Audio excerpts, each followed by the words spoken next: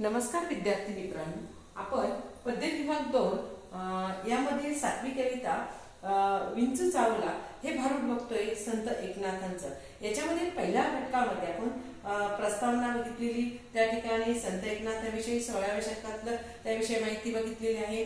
पहिल्या विभागामध्ये भारूड मुख्य भावार्थ बघितला, विंचूचा डंक बघितलेला आहे आणि त्याच्या माध्यमातून विषाचा परिणाम काय होतो त्याविषयी आपण पहिल्या भागामध्ये बघितले।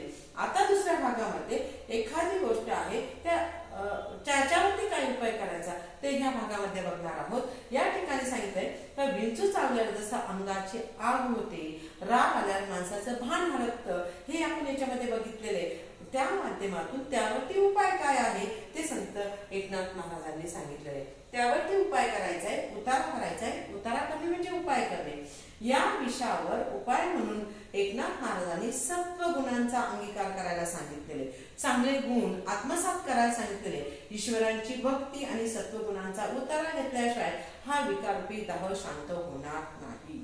बघा, आपल्याला खूप तहान लागते आणि तहान लागल्यानंतर आपल्याला कधी पाणी पिऊशी वाटतं असतं, आपण पाणी पिलं की आपल्या पोटात शांत वाटतं। तशा स्वरूपाचं या ठिकाणी सत्वगुण आत्मसात केले की त्या ठिकाणी त्या विकारावरती काय सांगितलेलं आहे, त्याच्यामुळे जे काही अंगाचा राग येतो आणि दाह होतो तो सत्व गुणांमुळे काय होणार आहे, अंगाचा दाह शांत होणार आहे असे याच्यामध्ये सांगितलेलं आहे। पुढे सांगितलेले त्यांनी की हा सत्व उतारा देऊन अवघ्या सारीला तमोगुण। संत एकनाथ महाराज एक श्रेष्ठ कवी आणि समाजसुधारक आहे।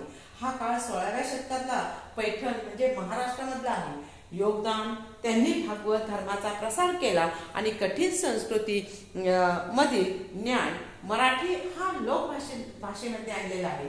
भारूड हा मनोरंजनातून आध्यात्मिक आणि नीतिमत्ता शिकवण्याचा हा एक काव्य प्रकार आपल्या समोर संत एकनाथांनी आणलेला आहे। म्हणजे लोक जागृतीचं काम याच्यामध्ये भारूडाच्या माध्यमातून केलेलं आहे।